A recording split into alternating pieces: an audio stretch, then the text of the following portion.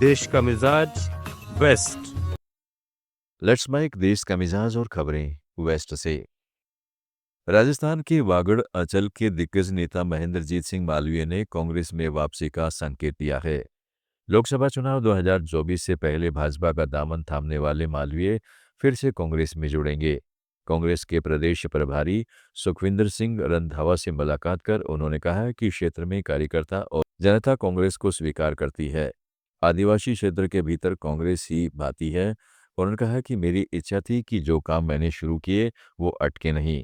भाजपा का नारा था डबल इंजन की सरकार है, लेकिन वो पार्टी मुझे रास नहीं आई। प्रधानमंत्री नरेंद्र मोदी ने आज गुजरात के सोमनाथ में स्वाभिमान पर्व पर कहा, अगर किसी देश के पास 100 साल पुरानी विरासत होती है तो वह देश उसे अपनी पहचान बनाकर दुनिया के सामने प्रस्तुत करता है।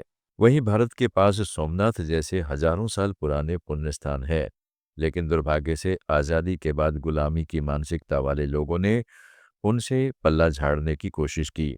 उस इतिहास को भुलाने के प्रयास हुए।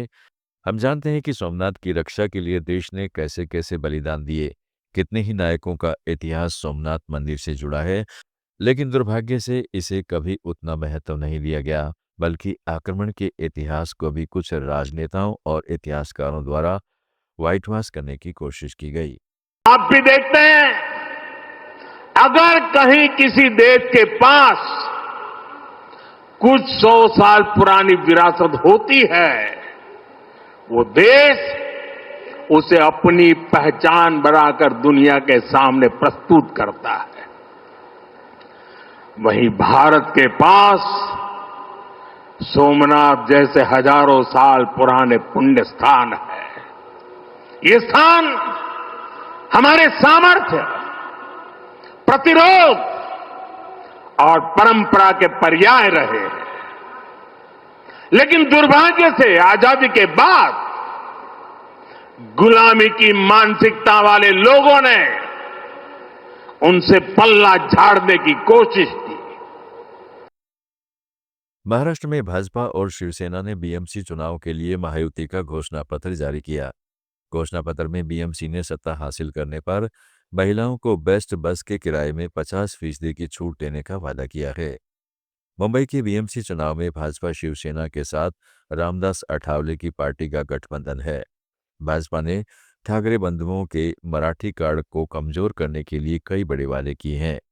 घोषणा पत्र में कहा गया है कि मराठी भाषा को मजबूत करने के लिए नगर पालिका में अलग Marathi department, Marathi art centre और अभ्यास केंद्र बनाए जाएंगे।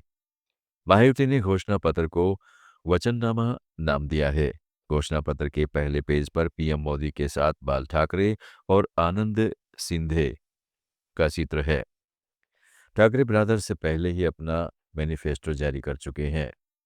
जगतगुरु स्वामी रामभद्राचार्य ने आज जयपुर में एआईएमआईएम प्रमुख असदुद्दीन ओवैसी के एक दिन हिजाब पहनी बेटी इस देश की प्रधानमंत्री बनेगी वाले बयान पर कहा, यह दुर्भाग्यपूर्ण है। अब्दुल कलाम को राष्ट्रपति बनाया गया, हामिद अंसारी को उपराष्ट्रपति बनाया गया। उन्हें और क्या चाहिए? ओवैसी दीवार स्वप्न देख रहे हैं। और स्वामी जी ने कहा, अगर भारत में कोई महिला प्रधानमंत्री बनेगी तो वह साड़ी पहनकर ही बनेगी।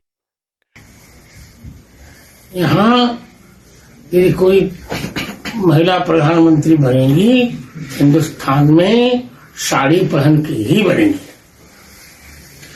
महाराज जी, एक और राजस्थान के शिक्षा मंत्री मदन दिलावर का जोधपुर में अलग ही रूप देखने को मिला।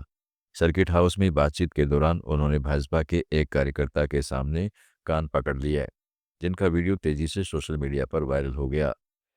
जानकारी के अनुसार जोधपुर देहात भाजपा जिला उत्तर के पूर्व जिला अध्यक्ष मनोहर पालीवाल शिक्षा विभाग में तबादले से जुड़ी अपनी शिकायतें लेकर सर्किट हाउस पहुंचे। बताया जा रहा है कि पालीवाल ने मंत्री के सामने यह मुद्दा उठाया और विभागीय स्तर पर कार्रवाई न होने पर उल्हाना दिया। दिलावर ने उनकी शिकायत पर अपने कान पकड़कर प्रतिक्रिया दी। देश का मिजाज में फिलहाल इतना ही। जुड़े रहिएगा लेट्स माइक के साथ। आप सुन रहे थे let's mic more than radio. Follow कीजिए हमें हमारे सोशल मीडिया प्लेटफॉर्म्स पर। आप सुन रहे थे let's mic more than radio. Follow कीजिए हमें